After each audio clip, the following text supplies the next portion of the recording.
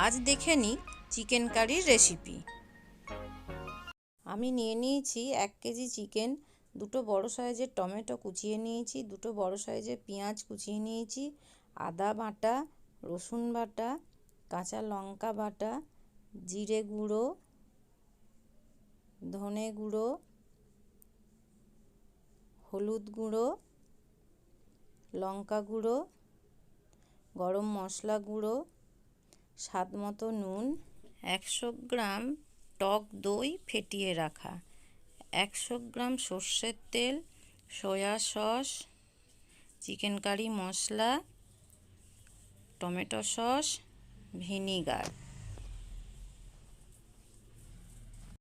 এবারে মাংসটা ম্যারিনেট করে নিচ্ছি। দিয়ে দিচ্ছি ফেটানো টক দই, 2 চামচ আদা বাটা,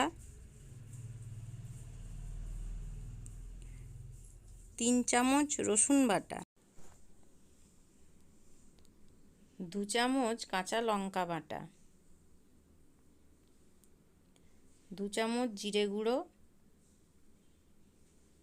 2 চামচ ধনে গুঁড়ো, 1 চামচ করে লঙ্কা গুঁড়ো, হলুদ গুঁড়ো, 2 চামচ সয়া সস,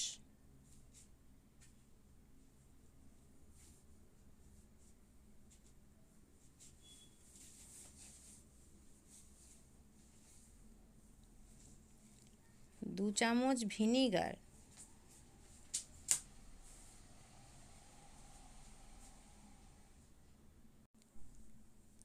4 চামচ টমেটো সস,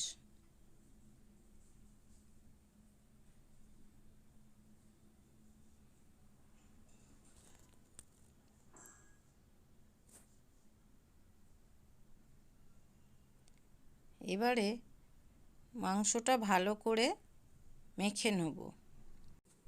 মাখানো হয়ে গেলে আধ ঘন্টার জন্য ঢেকে রেখে দেব।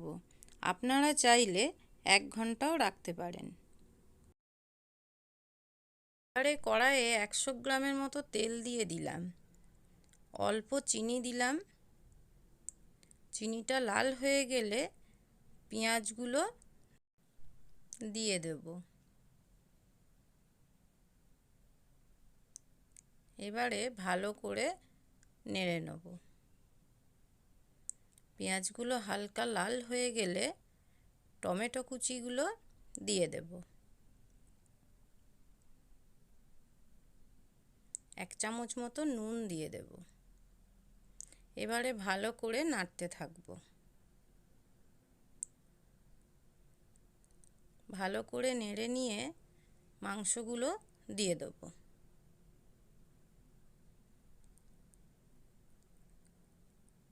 এবারে ভালো করে কষিয়ে 10 মিনিটের জন্য ঢাকা দিয়ে দেব। এবার ঢাকা খুলে ভালো করে কষিয়ে নেব।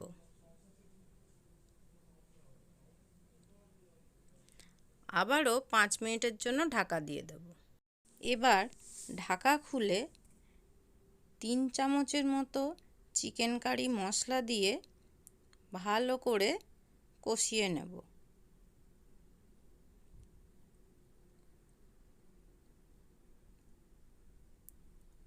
কষানো হয়ে গেলে 1 চামচ গরম মশলা দিয়ে দেব। এবারে নামিয়ে নিয়ে ভাত, রুটি, পরোটার সঙ্গে সার্ভ করুন চিকেন কারি।